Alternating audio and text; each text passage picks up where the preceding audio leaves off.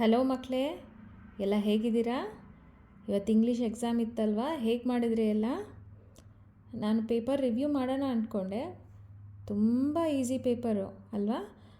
ಎಲ್ಲ ಹೇಗೆ ಮಾಡಿದ್ರಿ? ಐ ಹೋಪ್ ಎಲ್ಲ ಚೆನ್ನಾಗಿ ಮಾಡಿರ್ತೀರಾ ಅಂದ್ಕೊಂಡಿದ್ದೀನಿ. ಕೆಲವೊಂದು ಆನ್ಸರ್ಸ್ನ ನಾನು ಟಿಕ್ ಮಾಡಿದ್ದೀನಿ, ಗ್ರಾಮರ್ ಪಾರ್ಟ್ ಎಲ್ಲ. ನೀವು ಬೇಕಾದರೆ ಚೆಕ್ ಮಾಡ್ಕೋಬೋದು.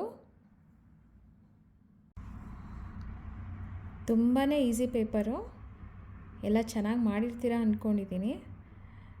ಮತ್ತು ಇನ್ನೊಂದೇನೆಂದರೆ, ಆಲ್ಮೋಸ್ಟ್ ಸುಮಾರು ಕ್ವೆಶನ್ಸು ಮಾಡೆಲ್ ಪೇಪರಿಂದನೇ ಬಂದಿದೆ. ನಾನಿಲ್ಲಿ ಟಿಕ್ ಮಾರ್ಕ್ ಹಾಕಿದ್ದೀನಲ್ವ, ಈ ಕ್ವೆಶನ್ಸ್ ಎಲ್ಲ ಮಾಡೆಲ್ ಪೇಪರಿಂದನೇ ಬಂದಿರೋದು.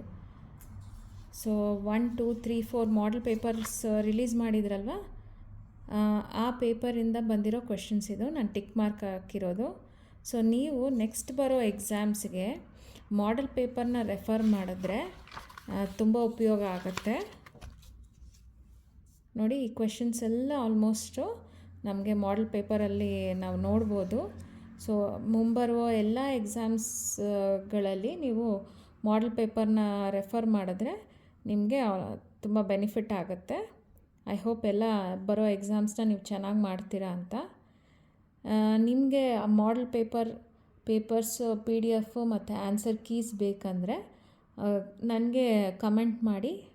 ನಾನು PDFನ ಡಿಸ್ಕ್ರಿಪ್ಷನಲ್ಲಿ ನೆಕ್ಸ್ಟ್ ಬರೋ ವಿಡಿಯೋಲಿ ಡಿಸ್ಕ್ರಿಪ್ಷನಲ್ಲಿ ಹಾಕ್ತೀನಿ. ಆಲ್ ದಿ ಬೆಸ್ಟ್ ಮಕ್ಕಳೇ.